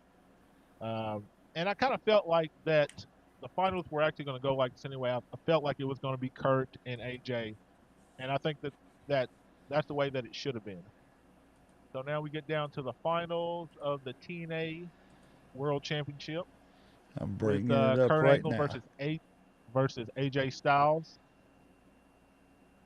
And let's see, I'm going to go with the bad guy. I want to go last. AJ Styles. It has to be AJ AJ Styles. Styles over Kurt Angle. Yeah, it has to be AJ Styles. He's the Sting of TNA, the Undertaker's version, the WWE equivalent there. He's the franchise of TNA. He was the franchise player. It has to be AJ Styles. All right. Andrew, sir. AJ Styles is the face of TNA. Without question, he's the face of TNA. When you think of Kurt Angle, you don't think of TNA, you think of WWE. Me. So AJ Styles for the win all day long with this one, without question. You got two AJ Styles. I'm gonna go with the Savior. AJ Styles. He's the face that built TNA. When I think of Kurt Angle, like his best run was in TNA, and he even says it himself. But AJ beat Kurt for his first title reign, so I got to give the edge there. But I also TNA loves giving the world title to the former WWE guys. As soon as they sign them, they're like, "Here, Right. it don't Take matter this if and do it's something with yes, it. it don't matter if it's the women wrestlers or if it's the male. Like it's they got a championship. They're like, here, please take this, and like they'll just shove it down the fans' throats. They've sort of gotten away from that, from what I can tell here recently. But when Kurt come over, they did the same thing with Christian. When he come over, they immediately put it on him. But AJ, I mean, he's the franchise. I got to go with AJ for sure. All right, we got AJ. Wolfman. I got to go with Kurt Angle. All right. Somebody different. Okay. It looks like we got what? 3 and 1. AJ and 1 Kurt. Yep. And now we got the legend. No, go. Well, yeah, I said I'd go last, didn't I? Yeah, I already Okay. got everybody else. So I got 3 points to make here about this matchup. This is All right. probably the best matchup we could have ended up with Well, like it was overall. going to be a surprise. Come on now. Right. I'm just saying though, in this bracket, this was the matchup that everybody kind of knew was going to happen and we were looking Hmm. for. But the thing about this matchup is people have to understand 3 things. JD, you said he was AJ was the TNA's Undertaker and TNA's Sting. That doesn't mean that you're the greatest heavyweight champion. Undertaker was a great guy, but he wasn't WWE's greatest heavyweight champion. So that automatically, I can't use that argument. Um, Kurt Angle coming over to TNA put TNA on the map. When everybody else tried to put TNA on the map, nobody did until Kurt Angle got there. When Kurt Angle got there, TV deals came in. They weren't showing on YouTube anymore. Now, Angle was TNA's Hogan. He was the equivalent of bring him from another company and pull him in. And let's put everything on him, and it worked for a minute. Unfortunately, management was stupid, didn't know what to do. Third point. Styles is a great wrestler, probably one of my top 10, 15, 15 favorites of all time. But had it not been for Kurt Angle coming to TNA, we might not be talking about a guy named AJ Styles because we may not even know him. So, I'm not saying he wouldn't have made it somewhere else, I mean, but I don't, I knew him I don't, before TNA, so but he wasn't doing anything. He was a jobber. He was a jobber in WCW before TNA. Um, but because of that, I have to say that it's a great matchup. It would be an all-time classic, if you had both of them in their prime, really going at it. But at the end of the day, he's just a sexy Kurt, and he'll make your ankle hurt. Oh, jeez. You So, must have stayed up all night to think of that one. oh no, Kurt wrote yep. that one for me. All right. It looks like it's End it with a twist. Get it? 3-2. 3-2. For, You could AJ tie it Styles. up, or you could. This is the way I felt that it was going to end, and I think it should. Both of them represent TNA to the fullest. Both of them have done great things. I think they're very symbolic when it comes to TNA. And I agree with everybody's points, like when it comes to AJ Styles and Kurt Angle. But this is TNA, and I feel like AJ Styles is TNA. I feel like he's Mr. TNA. Not saying I'm not taking anything away from what Kurt did, or because I believe he really did help. But I still believe AJ Styles at the end would have been a star no matter where he went because he was just that good. And like every place he did go, he was a star. So I think AJ is the greatest TNA champ. All righty. That actually So didn't looks go the like way I thought it was AJ going to. I thought we were Styles going to is be. the I greatest. thought we were going to be spinning the wheel. I honestly and truthfully did. You wanted to spin the wheel. That's what it was, wasn't it? No, I really did. I thought we were going to be spinning the wheel because I thought you were going. I thought you were going to go with Oh, Angle. you I thought I was really going to go did. with Kurt? I mean, Yeah. this is one of the hardest matchups there is because I look at AJ as like the past and Kurt was the future, but they both added so much to TNA. Like I don't think TNA would have been where it would have been if like if they didn't have AJ, and I don't think they would have been where they would have been at if Kurt wouldn't have signed. So I think that they were mutually beneficial, but I don't know who would outweigh who. And in my opinion, I just feel like AJ Styles is more TNA than Kurt is TNA. I kind of agree that I think of him a lot when it comes to WWE because he did have a lot of great matches there. And he had a Yeah. lot of great matches in TNA.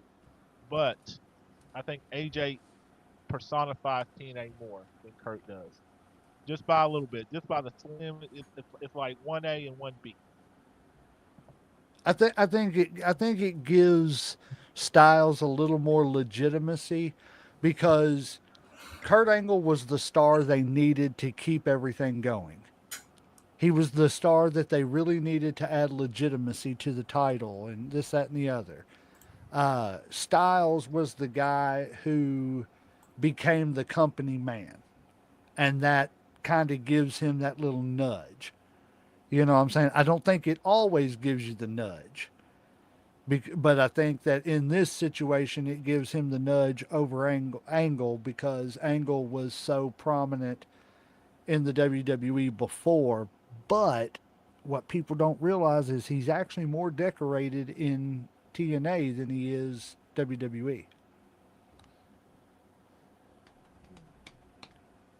All right. Well, that ends our tournament, but this brings up the question I asked before. If we could take anybody out of this tournament, who would you replace them with and who would you take out? Show the bracket again, please. Yes. All right. I would take Josh Alexander out. Mm-hmm. I would Take take him out, Josh man. Alexander or Austin Aries out, and I would definitely put in Samoa Joe. Samoa Joe? Yeah, Okay. I'd take out Jeff Hardy and put in Samoa Joe. We got two. There was a reason I didn't put Samoa Joe in there, and I can't. You had remember him in the what it is now. AEW You have bracket. you have in the AEW bracket. That's exactly what it is. I'd have put Mr. Anderson, Ooh, yeah, Mr. Anderson in there too. Yeah. Yeah, he could. Eric Young, Ethan Carter III, Matt Hardy. What about Christopher Daniels? I don't think he was ever He TNA was- champion. He was never He was never TNA World champion? Champion. Eddie Edwards was another one. Did TNA have that stupid Moose. six-sided ring? Yes. Yes, they did for a Okay. while. Yeah. Yes. Moose is another one that I'd have put over Josh Alexander. Okay. Wolfman, what about you? Got anybody you would switch out? I don't remember if he was ever champion, but one of my favorites was Suicide. No. He was I don't X think he Division was. champion. Yeah. Oh, you know who else I'd put in there? Abyss. Abyss. Yeah. Okay. Abyss was a homegrown guy, But I don't think he actually won the TNA, the actual TNA World Champion. I think he was the NWA TNA. Oh, he was an NWA guy, Mhm. or before they switched over. Yeah, when they were splitting the possible. name. Yeah, that's possible. All right, But I think Abyss. Anybody? I think Abyss should have been on that list. I think he was good. Let's see. If I had to switch anybody out, I Jeff Hardy All right, and get rid of Jeff and for who? replace him with insert any of the names we heard. And the reason I say it is just because of the disrespect. Just I think he anybody? I think he disrespected a legend. I think he disrespected the business, and most importantly, he disrespected himself. And don't forget And the fans.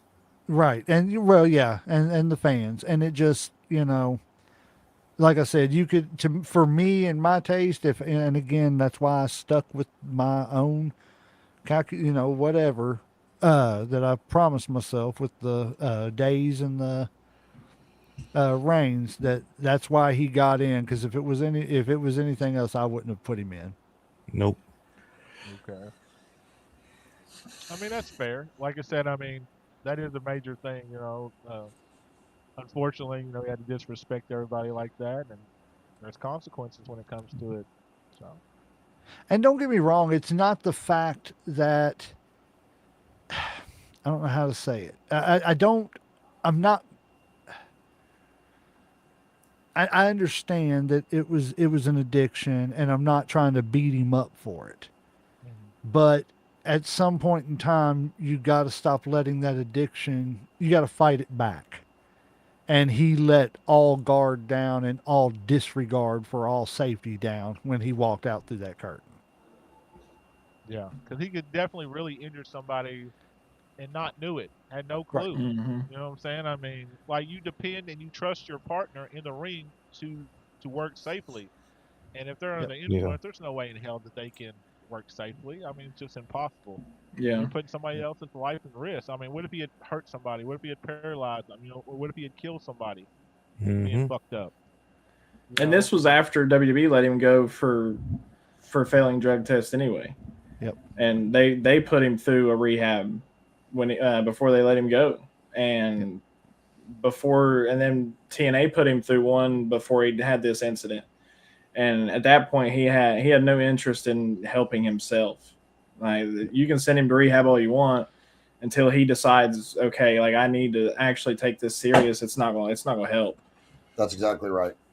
Yep. That's the way addiction is. Until the person who has the addiction wants the help, you can throw all the help you want at them. You can send them to rehab hundreds of times if you want. It ain't gonna matter unless that person is ready to Mhm. change. Yeah. 100%. And Kurt was the same way.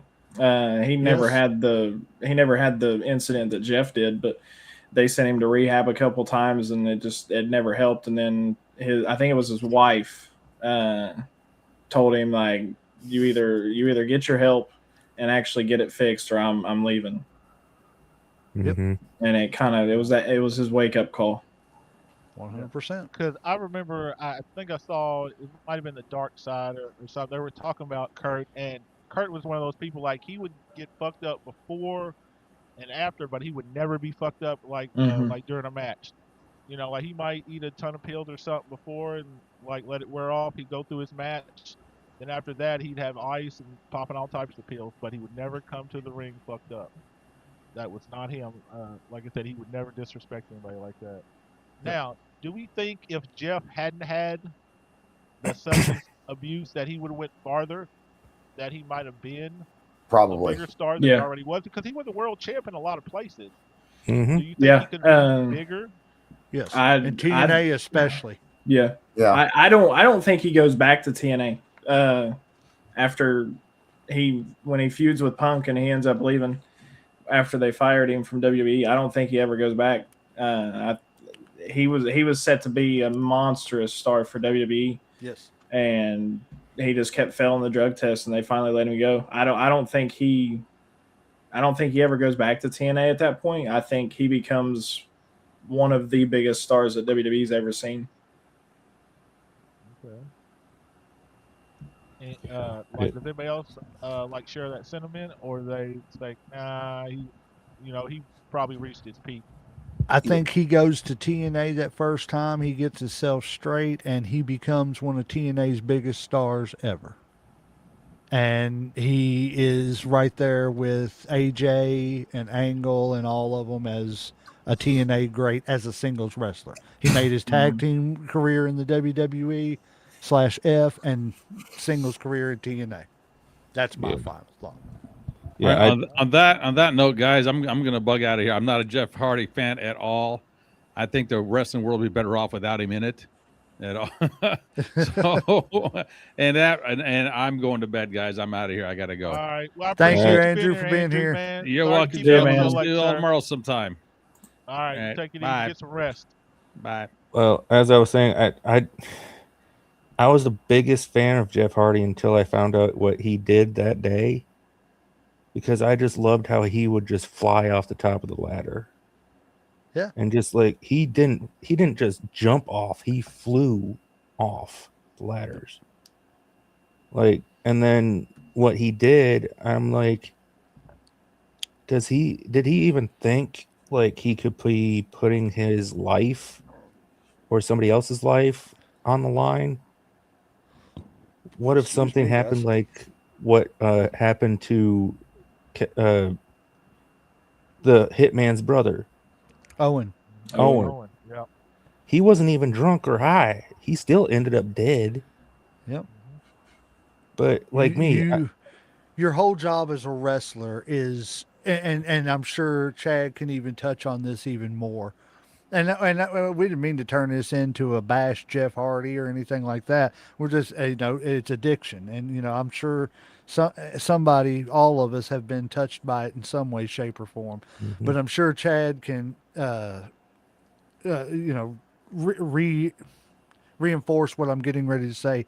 Your number one priority when you're out there is to protect your opponent. Mm-hmm. Mm-hmm. And Yep. and you're supposed to be able to have that trust that I can let you pick me up and fling my body around and know Mm-hmm. you're not going to drop me on my head, on my neck. You're not going to end my livelihood because of the fact that you just wanted to be sloppy. Yep. And I think that's where a lot of the disrespect for Jeff Hardy comes from. I don't think it's, I'm so glad he's got his redemption story. He's come back. He's doing better. He's not, he's not an active addict. I won't say he's not an addict because you are always an addict. Yeah. But again, we're all addicted to something that makes the pain go away. Mm-hmm. Whether it be gambling, whether it be drugs, whether it be shopping, whether it be, we're all addicted to something. Video games. Mm-hmm.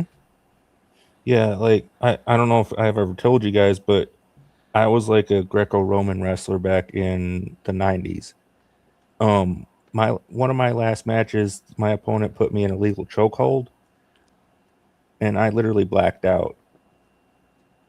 I didn't wake See, up until like I don't know how long I was out, but I could have easily died. yeah, you got to protect, and that's in any sport. You know what I'm saying? You don't go out there with the intent, unless it's boxing, or Boxing UFC. or MMA. Yeah, I was gonna Yeah, say you that is don't probably the go out there intention. with well, but even in that, you don't go out there with the intention to end somebody's livelihood. No, You go out there in those things to injure. To win, you don't go out with Right. malice intent. You don't I go yeah, to just Exactly. wrestled hurt because Exactly. I or take enjoyed the somebody's sport. livelihood. You go Yeah. to beat them and win the contest, not to hurt them so that they can't come back or Yes. make a living. Right. And Yeah, and preface that I don't think Jeff Hardy went out there with malice intent. I don't think he had went out there with any intent because he didn't know who he he was at wasn't. the time. That's what I'm saying. Yeah, I yeah. knew He that didn't one have was any coming. intent. Yeah, he didn't know what he was doing when he was out there. Yeah, he Mhm. didn't have any intent except he thought he was going to wrestle. I'm just walking in the ring, smoking a cigarette, and look at all these people. What are they doing here? yeah. Sorry guys, that memory just brings back bad memories. Yeah. Yeah, it's And it's the, it's the terrible. and the bad thing about it was is the character for him at the time was so good. The Brother Antichrist, Nero, yeah, the Antichrist was amazing, and I was like, and then he does that, and it's like, come on, dude. They actually brought the Antichrist character back last night. Uh, the Hardys had their like final deletion cinematic match with the Righteous. The Righteous were great. Mhm. Great. And he went Huge into Righteous. their pond or lake or whatever they have at their compound, and he comes back out in like an all white gear, and he had the Antichrist belt with him. So it I was heard cool. about Like, that. I need to see that. Though. Yeah, I yeah, saw it. Yeah, I saw the clip. I didn't get to see it live, but I saw the clip and I was like, okay, like that's cool. right. I need to see this more. Yes.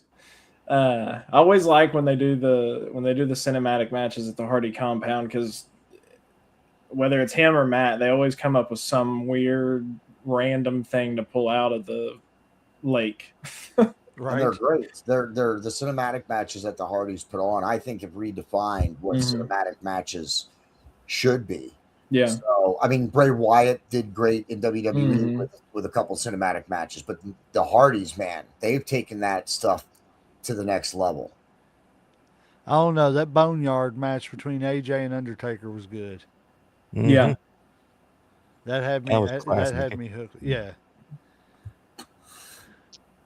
All right. I guess we're almost done for the night. I guess we'll let everybody shout out, and like let everybody know what's going on.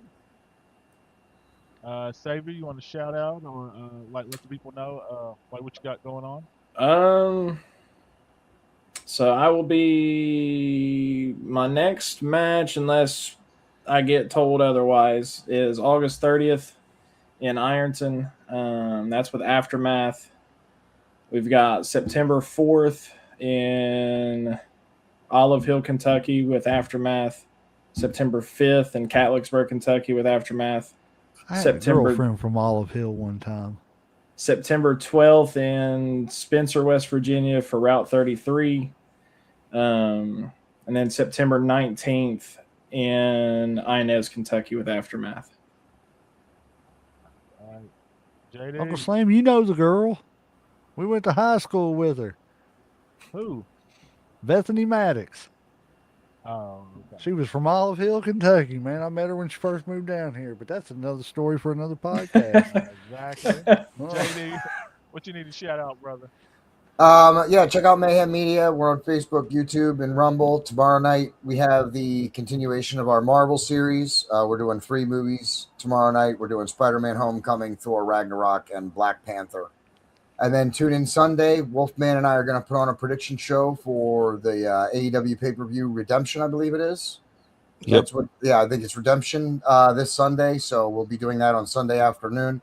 And of course, Sunday afternoon, I also have After the Dragon with Jedi Theorists. So make sure you check that out. Both of those episodes will be in the afternoon. that's my boy.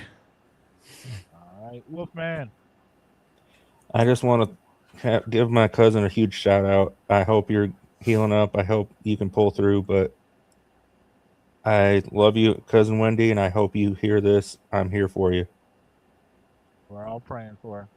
Yes, sir. Yes, sir. All right. Legend. And check out Wolfman on the prediction shows over at Mayhem Media. Oh, sorry, what's that? What about you, Legend? Yeah, I got a few things to announce for us here at Headlocks. Let me get my paper out here so I can. I'm old. I got to write everything down now. So What's your pile of sticky notes? That's right. Yeah, you seen them. It ain't even a joke around here, man. We Everybody's all like, know, "What? we all know. What's your decor in your room?" Sticky notes with a few things added in here and there. Well, you saw my collection. So next week at 9:30, well, let's just start at 8:00. Next week at 8:00, we have the returning and new 2-time EWA champion, the undeniable Chris Crow. Cannot wait for that. He's an awesome guy, excited. awesome wrestler. That man's going places. Yes, he is. He gets a huge pop. Yes, he's got it going on right now. So we got him coming in at 8:00 next week, and we're going to talk to him for about an hour, maybe a little bit more. And then about 9:30 on July 31st, which is next Friday, we have the WWE and WCCW brackets. We have got who all do we have on that show? Me and you, Professor Bear, Aaron Rose, the ring announcer, commentator. Love him to death. He's great. And Big Beard Dudley is going to be Big coming Beard. back. Yes, Big Beard's going to come back, and that should be a good show next week. And then the following Friday, we also have Sarah Sunshine's partner and his tag team partner. They are, let me get their name right, the Heartbreakers. Tag team is coming on the show at 8:00, and then at 9:30 we will have the finals of the this tournament that we are doing, and that show is going to be an absolute all-star cast. Of course, you've got, the megastars, me and Uncle Slam. No, I'm just joking. You got me and Uncle Slam. You've got Michael Joseph Zodiac, Brox Boulder, the bad guy JD, Professor Boo that Brox Boulder guy. Professor Bear, and the Wrestling Encyclopedia Sean John. So if that's not an all-star lineup for a finals, I don't know what is. Other than that, guys, we still got, we are booked up till the end of the month for August, so I'm not going to go into all that. But we got some great shows coming up. Go over like all these guys' social medias, Mayhem Media, Boiling Point. Go check out the Savior of Wrestling. Go check out Wolfman, man. He's apparently getting noticed everywhere he goes around Pennsylvania or wherever it is he lives. So Wisconsin. yeah, Wisconsin. I'm in Pennsylvania. man, you up in Wisconsin? Man, y'all are spread. I don't know why I thought y'all lived close to each other. He's like, I'm Nope. gonna get somebody from every corner of this globe, buddy. Absolutely, man. He's got people from JD's just Britain. He's jealous. got people Well- from Wisconsin. I got people from Wisconsin. Connor's from the UK, buddy. That's what I'm saying. I said you got people from Britain, from Wisconsin, Yep. from the halls of Montezuma. Our graphic artist lives in Virginia. But yeah, man, go check out all these guys. Yeah, I think that's about it. I ain't got nothing else for us. I'll announce more once we get towards the end of those weeks. All right. All right. Sounds good, man. I'm all tapped out for the night, sir. Well, I guess referees hit that damn 3 count, so we're gonna ring that damn bell.